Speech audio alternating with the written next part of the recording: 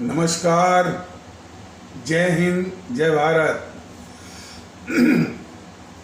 भारतीय अवाम ताकत दल अपने भारतीय भाई बहनों अर्थात अपने देश भारत की जनता अर्थात अपनी भारतीय अवाम से भारतीयता आधारित आपसी श्रद्धा, भारतीयता आधारित आपसी स्नेह, भारतीयता आधारित आपसी प्रेम, भारतीयता आधारित आपसी अखलाक मोहब्बत, भारतीयता आधारित आपसी सहयोग, भारतीयता आधारित आपसी सम्मान, भारतीयता आधारित आपसी एकता, भारतीयता आधारित आपसी भाईचारा तथा भारतीयता आधारित आपसी सद्भाव को समझने व उसे आत्मसात करके वैसा ही और उसी अनुसार आचरण एवं व्यवहार करने हेतु और इसके समस्त भारत में प्रचार प्रसार करने हेतु और इसकी अहमियत और महत्व को प्रत्येक देशवासी को समझाकर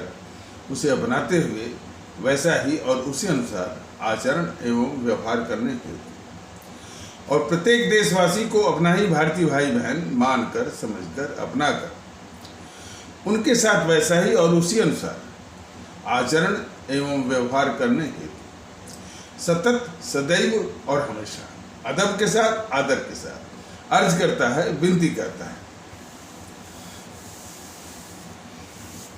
कुछ चुनाव परिणाम यानी उपचुनाव जो हुए हैं उसके परिणाम आए हैं।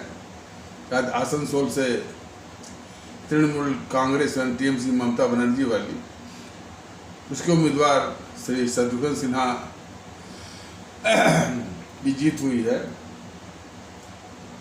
और बिहार में एक विधानसभा के उपचुनाव में आरजेडी की जीत हुई है और शायद महाराष्ट्र में कांग्रेस की जीत हुई है और तीनों जगह बीजेपी की हार हुई है।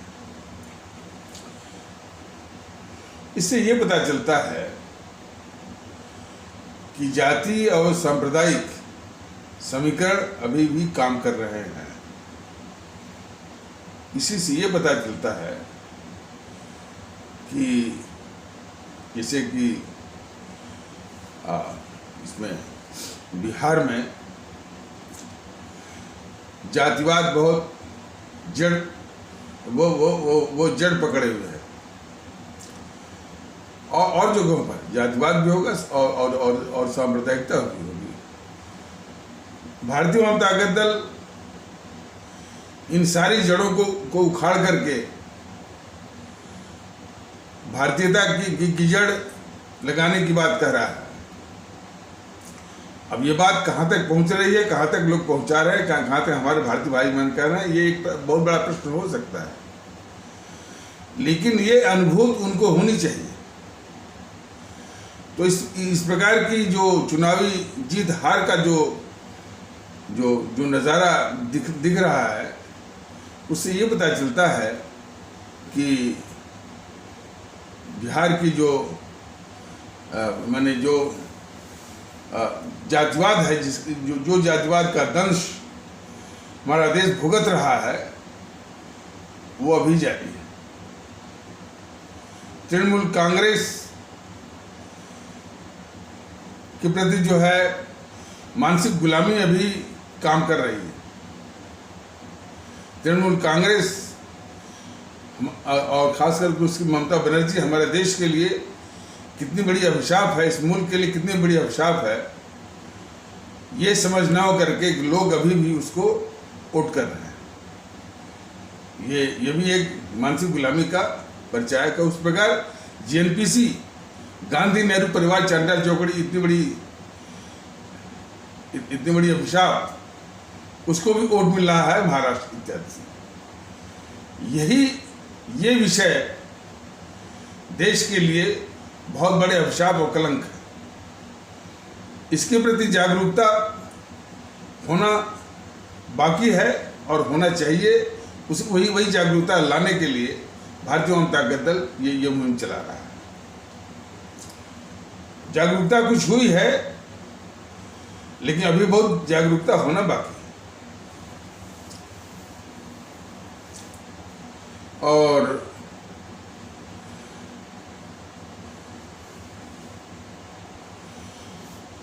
और ऐसा होना भी जो परिणाम आए हैं वो ये दर्शाते हैं कि लोगों में जो सुभाष चंद्र बोस, जो हमारे राष्ट्र महानायक और जो हमारे परम आदरणीय राष्ट्र महानायक, राष्ट्रभक्त शिरोमणि नेताजी सुभाष चंद्र बोस, शहीद आजम भगत सिंह और अमर शहीद चंद्रशेखर आज़ाद, अमर शहीद अशफाक उल्लाह, अमर शहीद खुदीराम बोस,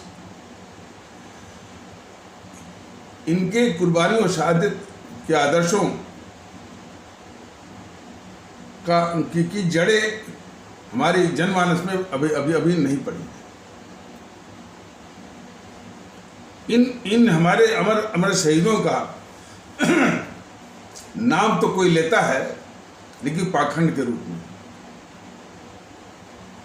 तो यह भी एक बहुत बड़ी कमी है। लेकिन भारतीय जनता दल इनके आदर्शों को स्थापित करेगा और करके रहेगा। और हाँ, इसमें बाधा तो है, मानना पड़ेगा।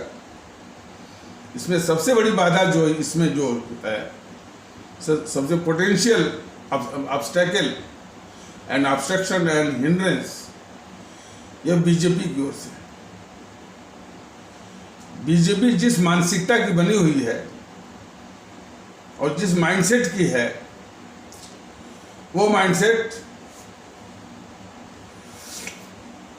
हमारे इन अमर शहीदों को, जिनका अभी नाम लिया गया है, या हमारे परमादरणीय राष्ट्र महानायक, राष्ट्रभक्त शिरोमणि नेताजी सुभाष चंद्र बोस, शहीद आजम भगत सिंह, अमर शहीद चंद्रशेखर आज़ाद, अमर शहीद अशफाक उल्लाह, अमर शहीद खुदीराम बोस। खुदीराम बोस कहाँ के थे? मुजफ्फरपुर, बिहार के। और अमर शहीद सुब्रमण्यम भारती, तमिलनाडु के। अमर शहीद श्रीमती रानी लक्ष्मीबाई, झांसी की। अमर शहीद श्रीमती रानी चंद्रमा, कर्नाटक की। और अमर शहीद श्रीमती रानी गडेलियू, नागालैंड की। इनकी कुर्बानी और शहादत के आदर्श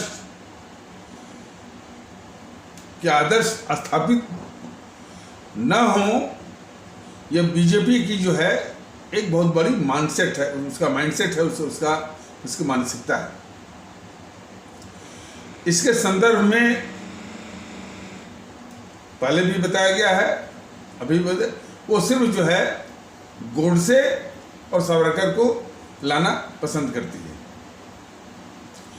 गोडसे और सावरकर को लाने का इनके स्थान पर लाने का बस उसका यही मकसद रहता है कि जीएनपीसी, गांधी नेहरू परिवार चांडाल चौकड़ी, जिसके विषय में बताया गया है और देश को सबको ज्ञान होना जरूरी है, तो उसमें जो है गोडसे सावरकर की कहानी में ये जीएनपीसी, गांधी नेहरू परिवार चांडाल चौकड़ी अपने सारे देश के खिलाफ तमाम गद्दारियों को छिपा करके एक ऊंचा मंच अख्तियार करने का उसको मौका मिलता है। ये मौका बीजेपी जानबूझ करके, आरएसएस वाले जानबूझ करके जीएनपीसी को देते हैं, सिर्फ सावरकर और गोडसे को लाकर। सावरकर जी जो है महान देशभक्त थे, इसमें कोई शक नहीं। उनका ठीक है, कुछ समय के लिए वो हिंदू महासभा से संपर्क था, उसमें थे, लेकिन महान देशभक्त थे। और कम से कम उन्होंने ही जो है पहली बार किताब लिखा भी है कि फर्स्ट वार ऑफ इंडिपेंडेंस 1857 के समय, वरना तो इसके विषय में जीएनपीसी के चाटुकार इतिहासकारों ने तो कुछ लिखा ही नहीं। और उनके करीब 36-37 साल के माने जेल की जो उनके जीवन का जो जेल का जो जेल की यात्रा कर लीजिए या जेल का जो भाग है, उसमें 15-16 साल जो है वो कठिन यातनाओं वाला है। इतना तो जीएनपीसी में किसी का नहीं है। जेल में न तो इस गद्दार मोहनदास करमचंद गांधी का है, न तो गद्दार नेहरू का है, किसी का भी नहीं। लेकिन वो उल्टा एक हवा बनाए हुए हैं कि इन्होंने माफी मांगी। अब वो बात है कि बीजेपी और आरएसएस वाले पूरा मौका देते हैं इस गद्दार जीएनपीसी को उस तरह का माहौल बनाने के लिए। अब आप लोग देखते होंगे। तो ये जो साजिश है बीजेपी की कि हमारे महान जो क्रांतिकारी रहे हैं, हमारे महान जो राष्ट्रभक्त रहे हैं और देश की आज़ादी के लिए अपनी प्राण सहित सब कुछ जिन्होंने न्यौछावर किया, जिनको ये जीएनपीसी वाले हमेशा पृष्ठभूमि में ही रख करके सिर्फ इन देश के गद्दारों को, मोहनदास करमचंद गांधी और गद्दार जवाहरलाल नेहरू को आगे करने के लिए तमाम इसका पूरा जाल बिछा हुआ है, इतिहासकारों के द्वारा, बौद्धिक वर्ग के द्वारा, मीडिया के द्वारा, पत्रकारों के द्वारा। यही देश के लिए सबसे बड़ा दंश है, सबसे बड़ा अभिशाप है। उस अभिशाप में यह गद्दार बीजेपी भी बिल्कुल पूरी तरह शामिल है। यह देश को नाकाबिले बर्दाश्त है। ये बीजेपी और वो खास करके मोदी महोदय इन सब का नाम भुनाते हैं, लेकिन गद्दार मोहनदास करमचंद गांधी, गद्दार वो नेहरू के अगेंस्ट में इनको सम्मान देने के लिए तैयार नहीं है ये। और जरा अब कल्पना करिए कि वाकई में यदि हमारी जनता में इन महान क्रांतिकारियों का और इन महान राष्ट्रभक्त और अमर शहीदों का के प्रति चर्चा होती, आस्था होती, रिस्पेक्ट होता, सम्मान होता, और इन गद्दारों के विषय में भी जानकारी होती। नेहरू और जो है वो मोहनदास करमचंद गांधी और उसी से उपजी हुई है तृणमूल कांग्रेस का, वामपंथियों का जो चरित्र रहा है, जिस तरह से इन सबों ने बरपाते चले आ रहे हैं पश्चिम बंगाल में जब से आज़ादी मिली है, तो लोगों को जानकारी होती ना, जागरूकता होती ना। ये ममता बनर्जी जो है सुभाष चंद्र बोस का फोटो लगाती है, लेकिन वो सारे वो काम करती है जो हमारे परम आदरणीय सुभाष चंद्र बोस के आदर्शों के खिलाफ है। तो इस तरह की जानकारी होती तो हमारी जो आदरणीय भारतीय अवाम है कभी भी गलती नहीं करके जो है इस तृणमूल कांग्रेस को वोट करती। यही सबसे बड़ा कलंक है और इसी कलंक को दूर करना है। काम तो बहुत कठिन है, मानता हूँ, और कठिन काम के लिए हमारे महापुरुषों ने एक बहुत बड़ी सीख दी है कि जो काम देश की भलाई का हो और जिसमें पूरी आवाम का हित हो, दो बातें, देश की भलाई का हो और आवाम के हित का हो, वह काम कितना भी कठिन क्यों ना हो, वही काम करने योग्य है। तो उसी महापुरुष से प्रेरित होकर के भारतीय जनता दल ने कठिन काम को ही चुना है, कठिन राह को ही चुना है। तो वही कठिन काम करने योग्य है। और आगे भी उन महापुरुषों ने समझाया है कि सरल काम तो सभी करते हैं, ये तो आप सभी लोग देखते हैं। तो भारतीय जनता दल जो हमारे देश में जातिवाद और जहर के रूप में जड़ पकड़ा हुआ है, जहर भी है और जड़ पकड़ा हुआ है। यहाँ तक कि कुछ लोग माने बहुत छाती तान करके इसको उचित भी ठहराते हैं नीतीश कुमार जैसे लोग कि जातिवाद तो एक हकीकत है और उसी जातिवाद को झेल भी रहे हैं। नीतीश कुमार जैसे लोग जातिवाद और जातियों में भी उपजातियां बांट करके विखंडन करके शर्म भी नहीं आती, बेशर्म। तो यही तो दुखड़ा है इस देश का। यदि जातिवाद न होता, जातिवाद का जहर न होता, संप्रदायवाद या सांप्रदायिकता का जहर न होता, भाषावाद और भाषीवाद का जहर न होता, तो क्या ये सब क्या इनको वोट मिलता? क्या तृणमूल कांग्रेस को वोट मिलता? आरजेडी को वोट मिलता? कांग्रेस को वोट मिलता? हरगिज नहीं। तो जरूरत इस बात की है कि जातिवाद और सांप्रदायिकता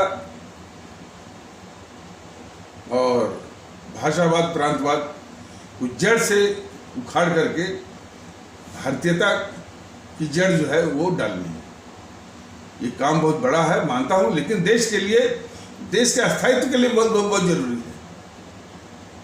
आज भारतीय जनता दल भले अकेले हो, उसके साथ अवाम भी कुछ आ रही है, इसी बात में हम नहीं कहते कि अवाम भी आ रही है, लेकिन थोड़ा सा गति बहुत ही धीमी है। लेकिन अवाम भी समझ रहे कि इसके आए बगैर इस समाज का और देश का कल्याण नहीं है। और इसमें जो देश विरोधी ताकतें हैं वो इस अभियान को रोकने में, इस अभियान को निष्प्रभावी करने में तरह तरह की साजिशें वो कर रही हैं। कल या परसों ये जी न्यूज़ का एक एंकर है सुधीर चौधरी, वो 9 बजे DNA daily news and analysis लेकर के आता है। तो वो वर्णन कर रहा था कि जो 3 मूर्ति भवन है, और वो जितने भी, इस बात सही है कि ये देश के जो गद्दार हैं, देश के जो अभिशाप हैं, खास करके नेहरू और इंदिरा वगैरह जो है, तो इन NPC वालों ने इनके नाम पर, वो उन्हीं के नाम पर संग्रह, ताकि लोग यानी लोगों के मन पर, लोगों के मानस पटल पर पूरा ये ग्रसने के लिए और पूरा जगड़ने के लिए फिर उन्हीं के नाम पर संग्रहालय कि जनता देखेगी और झूठी यानी महिमा मंडन की बातें वहाँ लिखी रहेंगी। उसी को देख करके जनता उसी के अनुसार जो है अपना जो है मानसिकता बनाएगी और एक वोट का आधार होगा, उनके सत्ता का आधार बनेगा। तो सबके नाम पर संग्रहालय, और सिर्फ JNPC वालों के, सिर्फ इंदिरा, नेहरू और राजीव, बाकी और भी जो प्रधानमंत्री हुए उनके लिए कोई महत्व नहीं, उनके लिए कोई महत्व नहीं। तो मोदी महोदय ने तमगा लूटा, 3 मूर्ति भवन को प्रधानमंत्री संग्रहालय बनवा दिया, और उसमें जितने भी प्रधानमंत्री रहे बीच में, पता नहीं कि वो गुलजारी लाल नंदा का बनवाया है कि नहीं बनवाया है, पता नहीं, लेकिन काफ़ी जो है वो प्रधानमंत्रियों का वो नेहरू, इंदिरा और मोरारजी देसाई, चरण सिंह और राजीव गांधी, नरसिम्हा राव, VP सिंह और नरसिम्हा राव और वाजपेयी, वो HD देवगौड़ा, IK गुजराल, और इसके बाद फिर मनमोहन सिंह इत्यादि, और शायद मोदी ने भी कुछ अपने विषय में उसमें डलवाया है। सवाल इस बात का है कि उसी से ये मोदी महोदय की ये मानसिकता झलकती है। मोदी महोदय से ये देश पूछना चाहता है कि आपकी नज़र में इस गद्दार जवाहरलाल नेहरू का कंट्रीब्यूशन, उनका योगदान क्या है, बताइए ना, देश को बताइए कि इसी नेहरू ने हमारे देश की जमीन लद्दाख का हिस्सा वो चीन को दिया हुआ है। इसको नहीं बता रहा। इसी नेहरू ने 1962 के पहले चीन की सेना को अंदर करवाया था, भारत के अंदर करवाया था, और वहीं पर चीन ने कॉलोनी और भी जो आधारभूत सुविधाएं होती है एक बस्ती को बसाने की, उस चीन ने बसाई हुई है। और शायद आपको मालूम होगा कि कई बार ये बताया भी गया है यूट्यूब के माध्यम से कि उसी जो 1959 में चीन की सेना ने चीन सेना जो घुस आई थी भारत में, और वो भी नेपाल में, नेपाल जो इसमें का अरुणाचल प्रदेश है,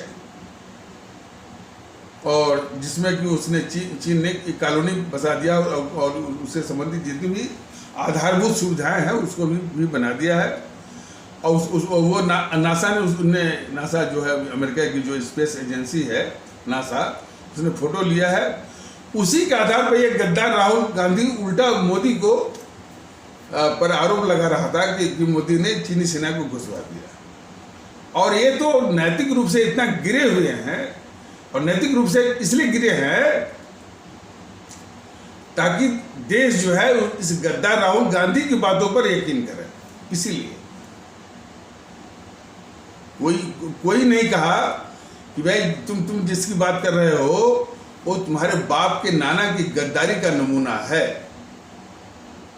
कोई बीजेपी वाला नहीं कहा। देखिए बीजेपी वाली मानसिकता देखिए, वह जेएनपीसी के गद्दारी के प्रति उतना संवेदनशील नहीं है।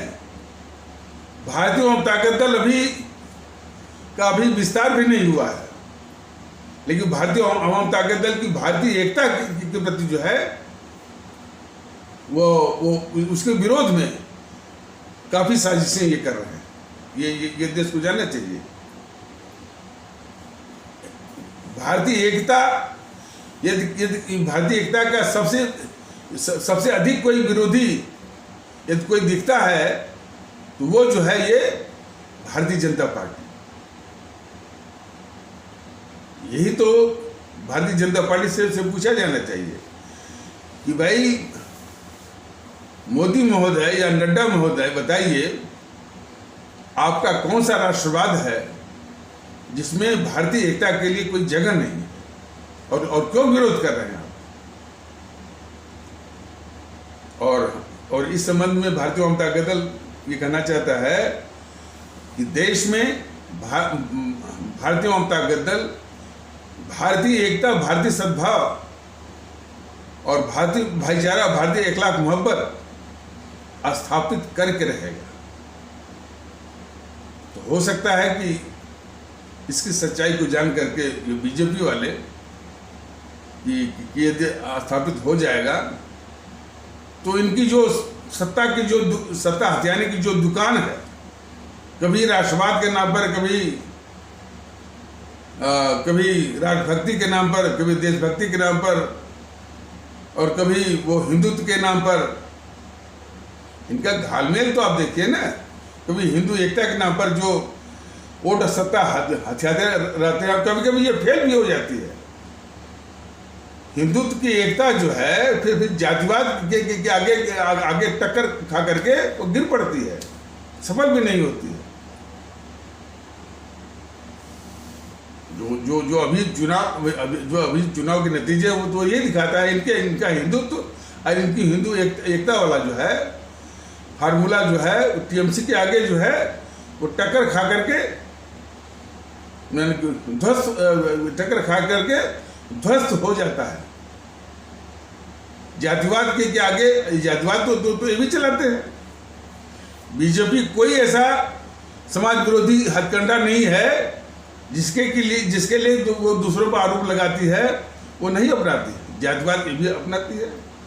आप लोगों ने देखा होगा इस विधानसभा के चुनाव में सब निषाद सम्मेलन, गुर्जर सम्मेलन, ब्राह्मण सम्मेलन सब इसने किया है। तो घटिया किस्म की जातिवाद भी करती है और कहती है कि हम राष्ट्रवादी हैं। यही तो इसी भारतीय समाज विरोधी और जो भारतीय समाज को तोड़ना चाहता है वो निश्चित रूप से इस देश का गद्दार है। तो बीजेपी का देश के खिलाफ गद्दारी का दंश जो है ये देश झेल रहा है।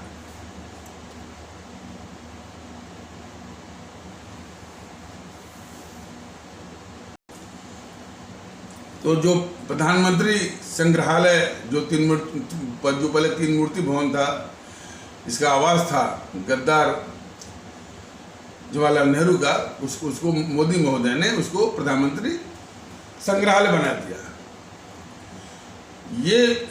ये मोदी महोदय बताएं कि इस गद्दार नेहरू का क्या योगदान रहा है। बताएं न पहले कैसे उसने जो चीनी सेना को 1959 में घुसवाया, इसको भी बताइए, उसकी गद्दारी को बताइए ना। और नहीं बताएंगे आप तो भारतीय जनता गद्दल आपको बताएगा कि आप कितने बड़े गद्दार हैं, इस गद्दार नेहरू की गद्दारी को छिपाने वाले। और ये सारी बातें हैं। और तिब्बत भारत का हिस्सा बनने वाला था, बनने को खुद तिब्बत ने ऑफर किया था। तिब्बत को आज चीन का हिस्सा जो बनने दिया, जो गद्दारी किया इसने जवाहरलाल नेहरू ने। मोदी महोदय आप देश को बताइए, संग्रहालय सिर्फ बनाने से आपका राष्ट्रवाद, आपका झूठा राष्ट्रवाद प्रमाणित नहीं होता है। नेहरू की हर एक गद्दारियों को बताने का आपका नैतिक आपकी जिम्मेदारी है। तिब्बत भारत का हिस्सा बनने के लिए तिब्बत खुद तैयार था, शिष्टमंडल भी भेजा था।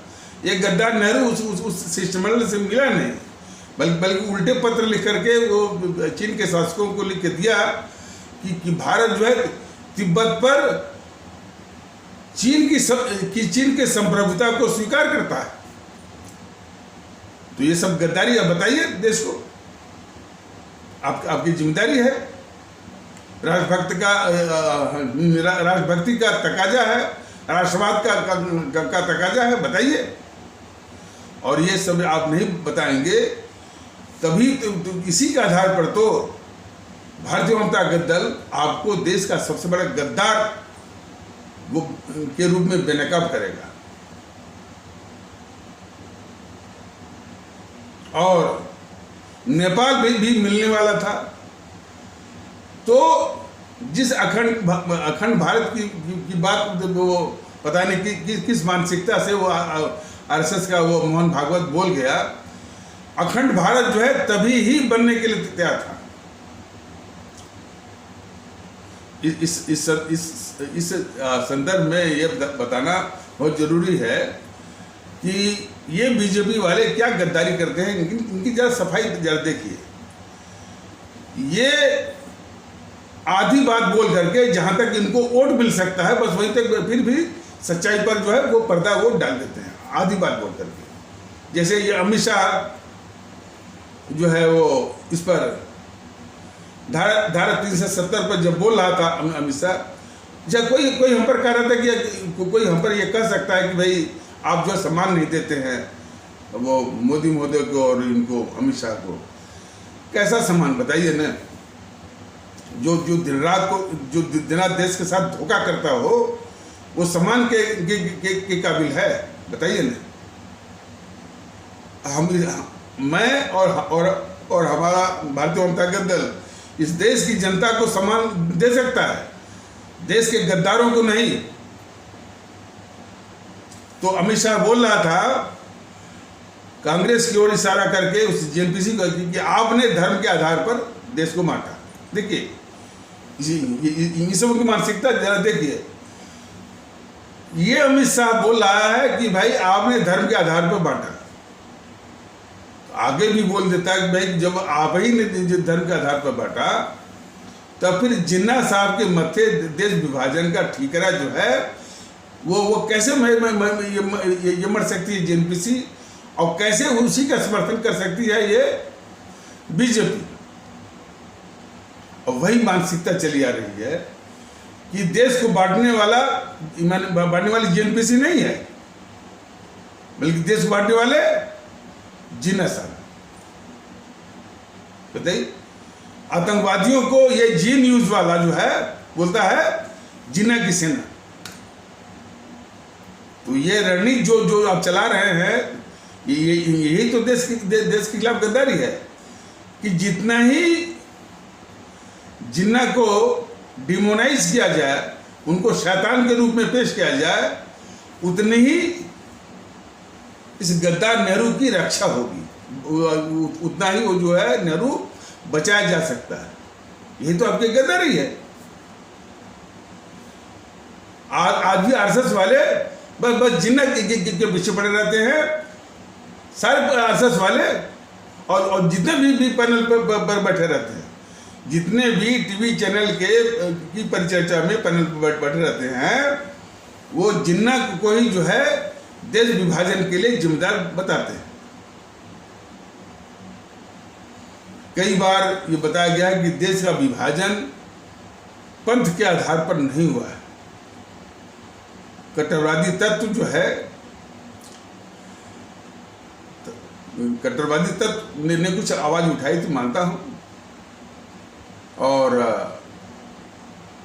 उन्हीं कट्टरवादी तत्वों का एक बहाना बना करके इस देश के दुश्मन और इस देश के सर्वाधिक ऐतिहासिक दुश्मन नेहरू और गांधी ने देश को बांटा है। वो भी इसमें दो मंसूबे पूरे हुए हैं। देश का सर्वाधिक गद्दार को सत्ता मिली और देश कमजोर हुआ, और कमजोर इसलिए नहीं हुआ कि एक हिस्सा उसका निकल गया, कमजोर इसलिए हुआ कि निकला हुआ हिस्सा पाकिस्तान जो है भारत के खिलाफ इस्तेमाल करने के लिए अलग हुआ। तो ये मंसूबा जो है भारत विरोधी जो अंतर्राष्ट्रीय ताकतों का वो पूरा हुआ उन सबों का, और जो सत्ता हथियाने वाली जो है ये नेहरू, उसको सत्ता मिली। तो देश बांटने के दो मंसूबे थे, और इसके झूठे इतिहासकारों ने झूठी बात लेकर के, और वही चीज ये मोदी महोदय कर रहे हैं। नेहरू की गद्दारियों को छिपाने की इनकी साजिश है, और नेहरू की गद्दारियों को जो छिपाने की साजिश कर रहा है, निश्चित रूप से इस देश का सबसे बड़ा गद्दार है। वही काम कर रहे हैं मोदी महोदय।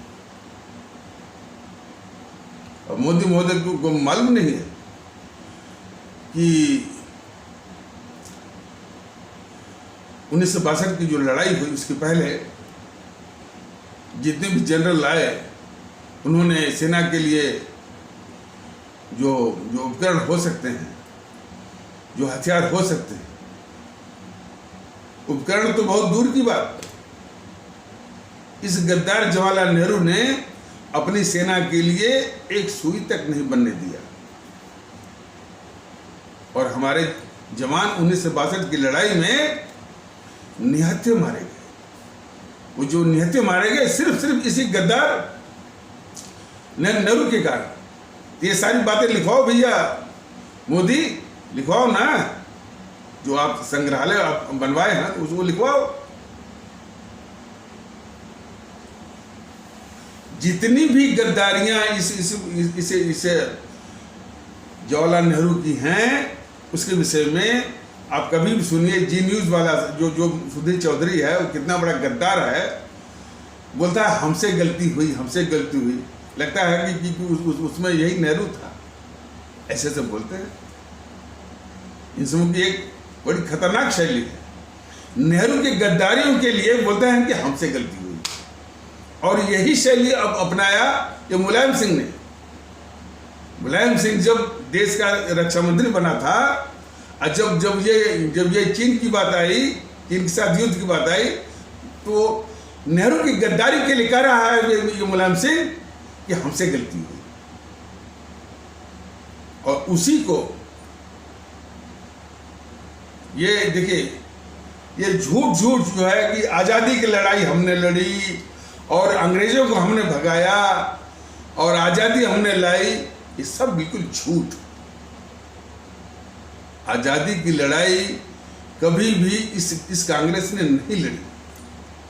ये अंग्रेजी दिखावा जरूर किया, दिखावा तो किया ही, लेकिन ये कुल मिलाकर के ये अंग्रेजी सरकार के ये जो है उसके दलाल और मुखबिर और चमचा थे।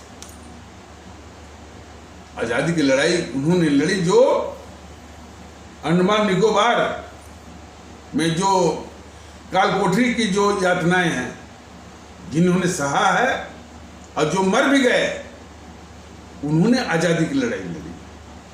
ये अंग्रेजों के चमचे जो है आज़ादी की लड़ाई नहीं लड़े हैं।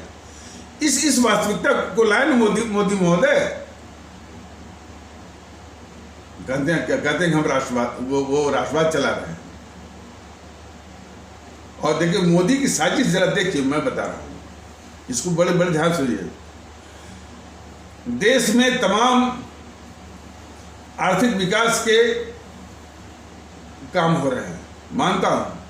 तमाम हाईवेज का जाल बिछ रहा है, हाईवेज के मॉडर्नाइजेशन मतलब उसके आधुनिकीकरण का जाल बिछ रहा है, एक्सप्रेसवे का जाल बिछ रहा है, डेडिकेट जो रेलवे की जो परियोजना है, डेडिकेटेड फ्रेट कॉरिडोर, उसका भी जाल बिछ रहा है, और सीमाओं पर सड़क भी बन रही है। जो दुर्गम क्षेत्र हैं हमारे देश के, खास करके जम्मू कश्मीर और पूर्वोत्तर भारत में, वहाँ पर भी हाईवेज का, एक्सप्रेसवे का और रेलवे तंत्र का जाल बिछ रहा है। वो और ये सब जो है भारतमाला, सागरमाला के तहत जो है, जो जितने बंदरगाह हैं उनका आधुनिकीकरण हो रहा है, और उनको जो है रोड से कनेक्टिविटी भी दी जा रही है। Industrial corridor, economic corridor, defence corridor और वो लॉजिस्टिक पार्क्स तमाम बन रहे हैं, ऐसी बात नहीं है। और जिससे कि विदेशी निवेशक आकर्षित हो, यहाँ पर निवेश करें, यहाँ पर उद्योग लगे, आर्थिक विकास हो, आर्थिक रूप में भारत मजबूत हो। यहाँ तक ये किसने कर रहे हैं कि भारत की जनता इसी चकाचौंध में जो ये नेहरू को बचाने की गद्दारी कर रहे हैं, लोग उसका नाम न ले।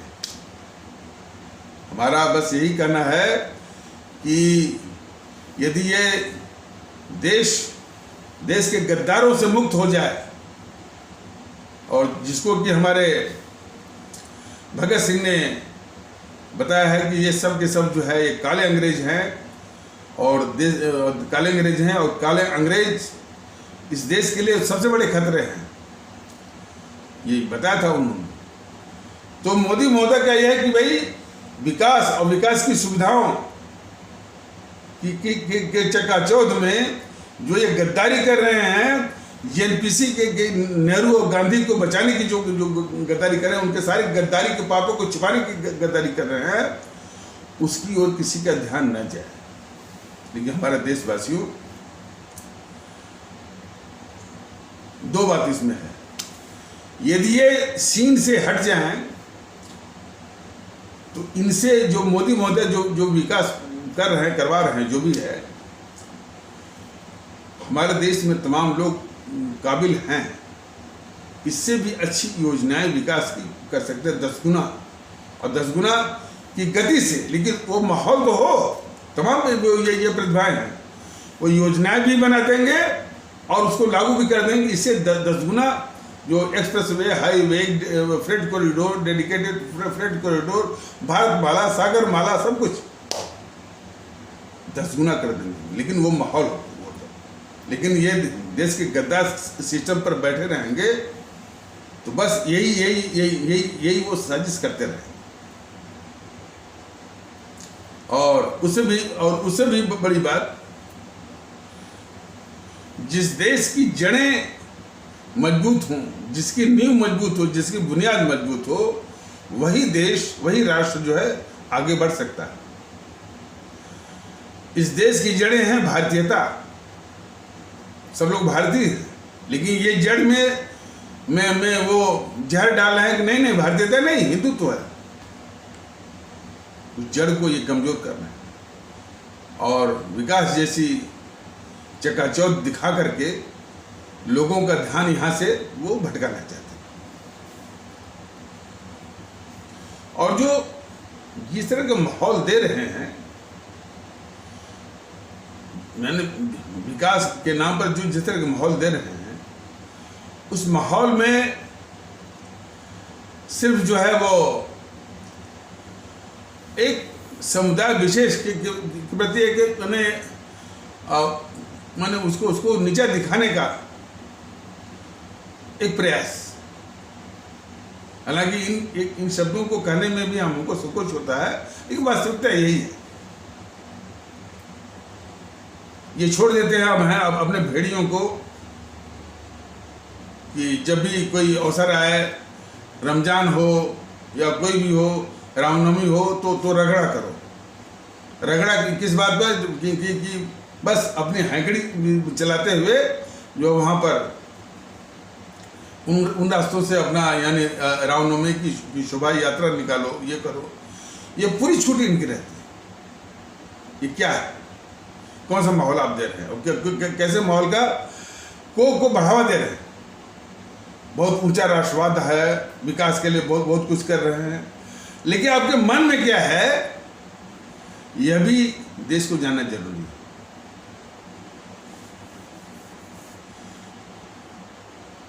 यदि वाकई में आप कहते हैं कि भाई सबका साथ सबका विश्वास है, इसके प्रति सच्चे रूप में यदि आप समर्पित होते, तो कदाप जो कहते हैं ना कि भाई सबका साथ सबका विश्वास, तो मोदी महोदय आप बताइए ना कि सीए पर जो हिंसा हुई उसके लिए जिम्मेदार कौन था, बताइए ना। सीए पर जो हिंसा हुई, उस हिंसा को भड़काने वाली ये गद्दार सोनिया गांधी थी कि नहीं थी, बताइए। जो उसने तो भाषण किया था इसी यानी वो रामलीला मैदान से, और उसके पहले भारतीय जनता दल बताया, भारतीय जनता दल शासन में नहीं है, लेकिन वो बता रहा है कि भाई ये जितनी भी देश विरोधी भारत को अस्थिर करने वाली गतिविधियां होती हैं, जो करवाई जाती हैं, जिसमें कि हमारे इस्लाम आस्था वाले भारतीय भाई बहनों के तबके असामाजिक तत्व मिलते हैं, ये सब के सब जो है जीएनपीसी टीएमसी के द्वारा पाले जाते हैं। तो जाहिर सी बात है कि देश के दुश्मन जीएनपीसी और टीएमसी है या समाजवादी है। आप करते क्या है कि जीएनपीसी की रक्षा करेंगे, उसको सारी सुविधाएं देंगे, उसको विरोध पक्ष की सारी सुविधाएं देंगे, टीवी चैनलों को देंगे, नहीं भाई विरोध पक्ष को मजबूत होना चाहिए। बताइए, जो देश का दुश्मन हो उसको ये सब कह रहा है कि मजबूत होना चाहिए। गडकरी बोलता है कि जो है वो मजबूत होना चाहिए। टीवी चैनल वाले बोलेंगे कि इनके यानी देश के दुश्मनों को मजबूत होना चाहिए, इस तरह की मानसिकता आप फैलाते हैं, तो आप कभी भी देश के हो नहीं सकते कभी। तो सीए पर जो हिंसा हुई, आपको भी मालूम है कि इसको भड़काने वाली गद्दार सोनिया गांधी थी। इसके बाद और भी गद्दार जेएनपीसी के राहुल गांधी और प्रियंका गांधी भी थे। और इसी जेएनपीसी की जो शाखाएं हैं पीएफआई, अब देखिए ये क्या करते हैं, पीएफआई पर तो प्रतिबंध लगा देंगे पीएफआई पर, लेकिन पीएफआई किससे जन्मी है, कौन उसके साथ हमेशा खड़ा होता है, जेएनपीसी पर कार्रवाई नहीं करेंगे। जो भी करेंगे बिल्कुल दिखावा, कॉस्मेटिक, सुपरफिशियल या लिप सर्विस, इस तरह की कार्रवाई करें। यही आपकी देश के खिलाफ गद्दारी है, देशद्रोह है आपका। ये जो पार्टियां हैं वाकई में देश, अब ये अभी तो मैं कर रहा हूं, देश समझेगा, देश जरूर समझेगा कि यह राजनीतिक पार्टी नहीं है, ये देश के लिए बहुत खतरनाक पार्टियां हैं। टीएमसी, जेएनपीसी, आरजेडी, इन सारी पार्टियों को आप पाल रहे हैं और सामना किससे कर रहे हैं, हिंदुत्व से। ये बहुत बड़ी गद्दारी है। यदि आरजेडी को उखाड़ना है तो जातिवाद को उखाड़िए ना। आप जातिवाद को पाल करके और हिंदुत्व के नाम पर उनका सामना करते हैं तो मुंह की तो आप खाएंगे। उत्तर प्रदेश में भले आपको कुछ वोट मिल जाए, गुजरात में भले वोट मिल जाए, लेकिन उनके जो तेजस्वी का जो जातिवाद है, जो ममता बनर्जी का जो भाषावाद है, जो जातिवाद है, उसके आगे आपका हिंदुत्व वाला जो है वो भी बने हुए एक सांप्रदायिक एक हथियार है, वो जो है वो बेकार साबित होता है और वो मुंह की खाता है। तो इतनी सी भी आपकी अकल तो बहुत है, आपकी अकल, आप शातिर बहुत हैं, लेकिन इतना तो समझिए कि इन जातिवादी ताकतों का आप सामना करते हैं और वही जातिवाद को लगा करके और सांप्रदायिकता, वो हिंदुत्व का, इससे देश का कल्याण नहीं होगा। ऐसा माहौल दे करके आप जो है जो विकास की बात करते हैं, वो देश के साथ एक धोखा है, देशद्रोह है। ये लाख करने के बाद जो है, जब देश में शांति न आए, एक मत न हो और सुमति न हो, एक दूसरे के प्रति प्यार न हो, एक दूसरे के प्रति सद्भाव और विश्वास न हो, ऐसे विकास की क्या जरूरत है मोदी जी, बताइए ना। कुछ लोग कहते हैं कि जब ये जिन्ना पाकिस्तान का गवर्नर जनरल बना और उसको कुछ अपनी गलतियों का एहसास हुआ, तो उसने योगेंद्र नाथ मंडल, जो कि वहाँ का कानून मंत्री था, उसको भेजा। योगेंद्र नाथ मंडल को बताते हैं कि ये नेहरू ने बंद कर दिया और यातनाओं के साथ बंद रहा, उसके बाद मर भी गया। तो नेहरू का ये भी तो उसमें यही था जिन्ना का कि शायद उनको पश्चाताप हुआ कि भाई ये विभाजन करके हमने अच्छा काम नहीं किया, कम से कम वहाँ भारत के लोगों से बात करके इसके फिर से यूनिफिकेशन यानी जो है एकीकरण की बात की जाए। तो लेकिन उसको इसी नेहरू ने बंद करके जेल में सड़वा दिया और मरवा दिया। तो ये सारे योगदान आप बताइए ना देश को, सारे इस तरह के योगदान आप बताइए देश को। और किस तरह से ये बीजेपी के जो सिपह सालार हैं, ये अभी कितने बड़े देश के गद्दार हैं, अब गद्दार कहना ही पड़ेगा।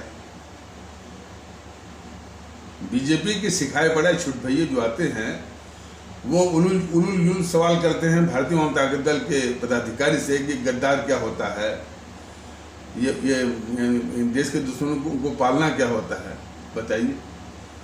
यही कि कितनी बार समझाया गया, कितने रूपों में समझाया गया, कितने तरह से समझाया गया, आकर के सवाल करते हैं। वो सवाल इसलिए करते हैं ना कि देश के प्रति उनकी कोई संवेदना नहीं, न तो ज्ञान है। और जब सभी तर्कों से हार जाते हैं तो फिर बात करते हैं सनातन। सनातन देश से ऊपर नहीं है, एक बात सभी लोग जान गए। सनातन या हिंदू सनातन देश से ऊपर नहीं है। देश से ऊपर इस्लाम भी नहीं है, देश से ऊपर ईसाई या सिख पंथ भी नहीं है, देश सबसे ऊपर। लेकिन ये बीजेपी वाले हमेशा ये साबित करना चाहते हैं कि देश से ऊपर वो सनातन है। इस मानसिकता को छोड़ें। हमारे जो ये अमर शहीद जो रहे हैं, सुभाष चंद्र बोस, शहीद आजम भगत सिंह, अशफाकुल्लाह, चंद्रशेखर आजाद, इन्होंने सिर्फ देश को, मुल्क को सर्वोपर रखा और उन लोगों ने जान दे करके, प्राण दे करके, अपनी आहुति, प्राणों की आहुति दे करके जब देश को आज़ाद कर लिया तो एक तो जो है इनको पृष्ठभूमि में रखवा करके ये सब जो है जिन्होंने सत्ता हथियाई, गद्दार मोहनदास करमचंद, गद्दार जो है जवाहरलाल नेहरू, इसके बाद उसकी पीढ़ी ही जब वो चल पड़ी तो उनका महत्व कभी भी वो जनता के सामने नहीं है। और क्या क्या लिखवाया ये भी समझने की जरूरत है। किस तरह बदनाम किया हमारे उन अमर शहीदों को इस जेएनपीसी वालों ने, ये कभी भी बीजेपी वाले पूछते नहीं उनसे। शहीद आजम भगत सिंह को आतंकवादी लिखवाया, ये बात सत्य है। बताया गया था ना कि मीडिया वाले अपना कंधा साफ करने का मतलब है कि भाई कभी कोई कह दे भाई कि आपने कभी सवाल नहीं उठाया, आपने कभी आवाज नहीं उठाया, तो वही अपना कंधा साफ करने के लिए मीडिया वालों ने, ये मनमोहन जब ये प्रधानमंत्री था तो सवाल उठाया था इसी तथ्य को। जिस शहीद आजम भगत को पूरा देश पूजा करता है देशभक्ति के रूप में, कुर्बानी के रूप में, उस भगत सिंह को इन जेएनपीसी वालों ने आतंकवादी लिखवाया है वो अभिलेख में। ये बात सत्य है। अरे कई मुद्दे हैं भाई, ये बीजेपी वाले कभी पूछते हैं ये सारी बातें। अब किस मानसिकता पर ये भगवंत मान जीत गया और क्या कहने कि ये आम आदमी पार्टी जीत गया। देखिए ना, अरे मैं बता रहा हूं कि कल कुछ लोग बैठे थे तो बात हो रही थी कि ये वो केजरीवाल की। मैंने कहा ये दिल्ली के लोगों की मानसिकता जरा देखिए, यही तो मानसिकता देशघाती है। दिल्ली के हमारे आदरणीय भारतीय भाई बहन जरा भी विचार नहीं किए कि ये जो केजरीवाल है ये देशद्रोही है। भारत तेरे टुकड़े होंगे, भारत बर्बादी तक जंग जारी रहेगी, उसका ही समर्थन करने वाला है। देशभक्ति होती दिल्ली के हमारे आदरणीय भारतीय भाई बहनों में, बोलते गए सब बात पीछे, ये देश का गद्दार है, इसको वोट देना देश के खिलाफ गद्दारी है, ये भावना आनी चाहिए। लेकिन नहीं, मुफ्त बिजली, मुफ्त पानी, पर पूरी मानसिकता, पूरा विवेक बिक गया। ये सवाल में 4-6 लोग मिले थे, मैंने कहा देखिए कोई जवाब नहीं बनता है। तो ये मानसिक गुलामी किस कदर धसी हुई है, कितना जड़ पकड़ी हुई है, देखिए ना। भारतीय जनता दल ने इसी से अंदाज करिए कि कितने कठिन काम को इसने लिया है, कितने गहरे मानसिक गुलामी में जो है हमारे देश के लोग फंसे हुए हैं कि जो गद्दार केजरीवाल को पहचान नहीं पा रहे कि ये देश का गद्दार है। बताइए, भगत सिंह का नाम सब लेते हैं। भगत सिंह तो भाई नास्तिक हो गए थे, वो पंथ के प्रचरणों से दूर अपने को नास्तिक मानते थे, सिर्फ देश और वो खुद, बस। और उन्होंने कहा था कि ये जितनी भी राजनीतिक पार्टियां हैं या इस टाइप के, ये हमारे देश के काले अंग्रेज हैं, और काले अंग्रेज इस देश को उसी तरह से कबूल नहीं है जिस प्रकार वो सफेद अंग्रेज। यही तो भारतीय वाम ताकत दल बता रहा है। भारतीय वाम ताकत दल का प्राथमिक कर्तव्य है, और जो कर रहा है देश में भारतीयता के आधार पर एकता, लेकिन देख रहा है कि कितने खतरनाक दुश्मन वो जो है कि उस सत्ता में पहुंच रहे हैं, और हमारे भारतीय भाई बहनों के वोट के द्वारा। तो समस्या तो आकर के नहीं यहाँ, और वो सत्ता पर काबिज हैं, काबिज होकर के इस पर कोई भी जो है राजनीतिक यूट्यूबर चाहे बीजेपी वाला कोई इस पर बात नहीं करता है कि देश के दुश्मन जो है वो सत्ता पर जा रहे हैं, हमारे भारतीय अपने भारतीय बहनों के जो मानसिकता, जो गुलामी मानसिकता के कारण इसको सब नहीं कर रहे हैं। तब भी